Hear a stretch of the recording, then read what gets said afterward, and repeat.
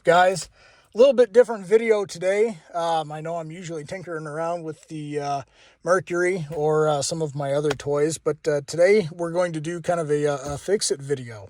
So a short explanation. This is my 2018 F150 FX4 EcoBoost, 3.5 EcoBoost.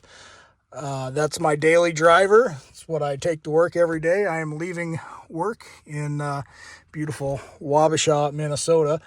And so lately, in the last couple weeks, this thing has got a wicked misfire and stutter on acceleration only. And what I noticed driving down to Wabasha today is it is exclusively when this truck gets into boost.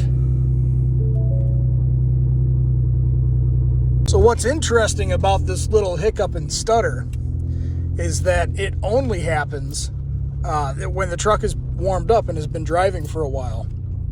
When it's cold or has just been started, it seems to be completely fine, which is bizarre. So I looked up some stuff online, and I think I have it pinpointed to what it is, and it is a common issue on EcoBoost models, whether it be the 3.5 EcoBoost, 2.7, the 2.3, Mustangs, trucks, transit vans, you name it.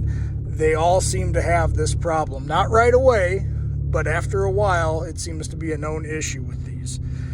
In fact, once I get out here on the highway, I'll put it to the floor and I'll show you that when it's cold, it doesn't seem to have this hiccup or stutter. All right, so here we go pulling on the highway, and I'll show you it doesn't have this stutter when it's cold.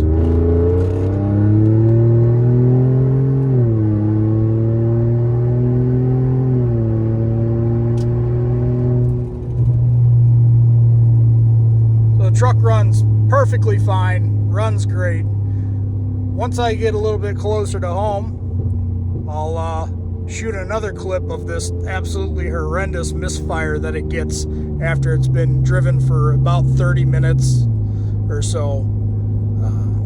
And then we'll take a look at what's causing this and the relatively simple fix to make it go away, probably for good. All right, so I've been driving for about 20 minutes now. If you can hear me over the wind noise here, I'm gonna roll into the throttle and get into boost, and you'll hear exactly what it does.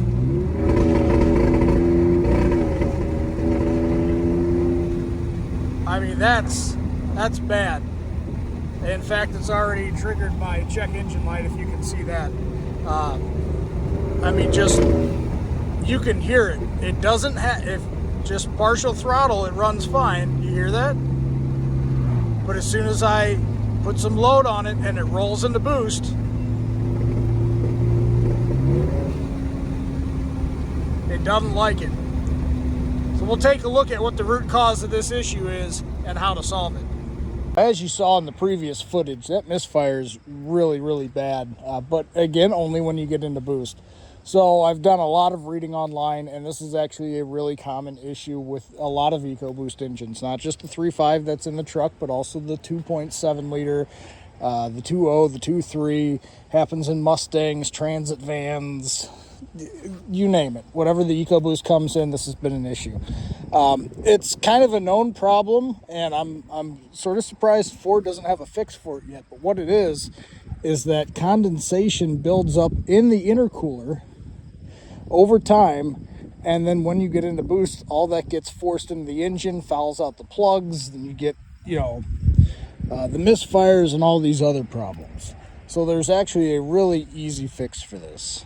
First fix is actually relatively easy, and it sounds a little bizarre, but you're going to drill a hole in your intercooler. It sounds a little counterintuitive, but this is a very small hole. It's a 1/16 inch hole, and you're going to do it on the corner of your intercooler, kind of the butt end of it, if you will, and they call that a weep hole, and that allows this condensation and junk and everything to drain out on a regular basis, and it's a small enough hole that it's not going to affect the boost on the engine. The other thing is apparently these EcoBoost motors are pretty temperamental with spark plugs.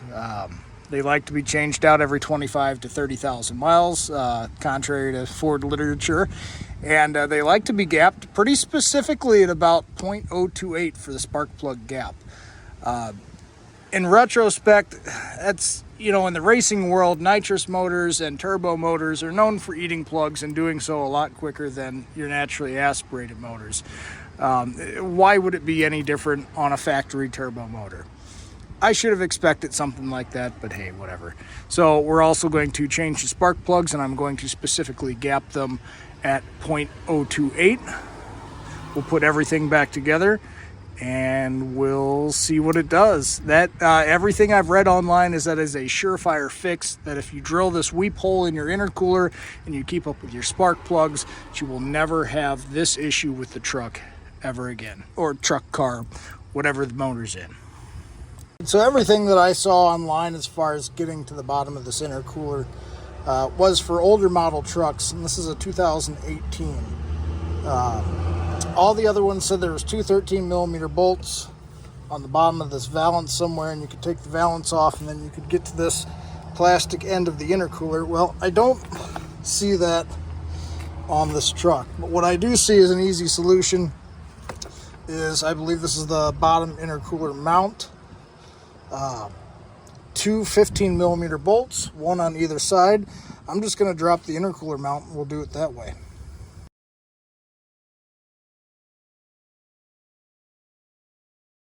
Alright, so once you get this lower intercooler bracket dropped, let's see what we're dealing with here at the bottom of the intercooler. And the intercooler will support itself. These are pretty stout old pieces here. I mean, yeah, it's hanging, but it's not going to go anywhere.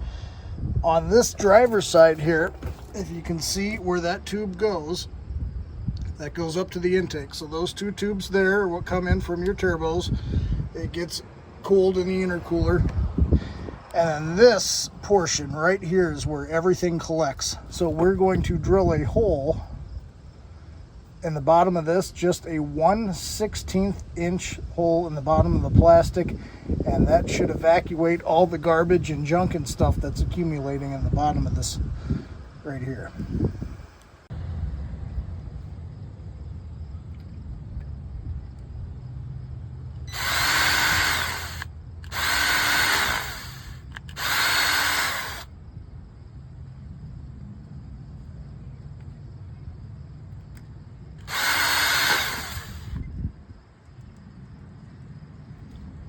As you can see, I wasn't really paying attention to where I put my stuff underneath the truck. All that junk right there is condensation and oil buildup and stuff that is coming out of the intercooler. I brake boosted it here in the driveway, and I'm sure under driving with higher boost levels it'll spew out a whole bunch more, but I've got that hole in there to relieve that condensation and other junk. We'll put the intercooler bracket back on the bottom of the truck, button it up, and then we'll change the spark plugs, and we'll see what happens. A couple of 10mm bolts is all that holds this engine cover onto the top of the engine here.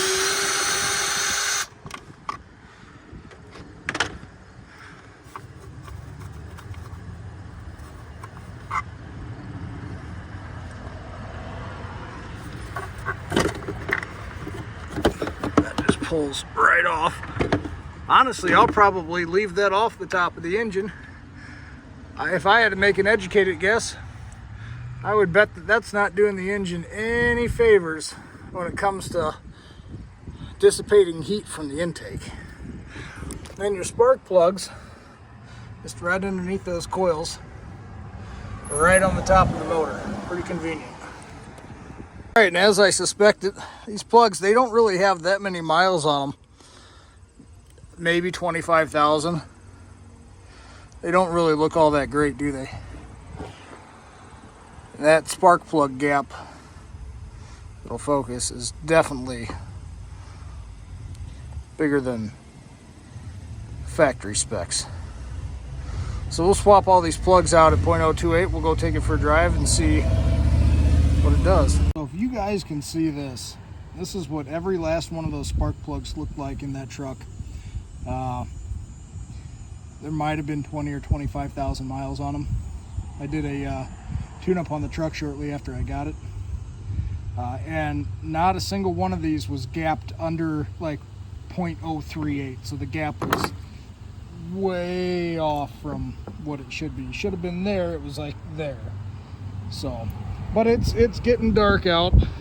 Night times. I'll drive the truck tomorrow. We'll take it for a good drive and see if that clears everything up, which it should. All right, so it's been a couple days after I've done the plugs in the weep hole and the intercooler. Just to show you, I'm at the end of my drive home. I've been driving home for about 35 or 40 minutes now, and all the issues are gone. So here's me stepping on it. Truck's plenty warm. No more hesitation or backfire issues with the truck.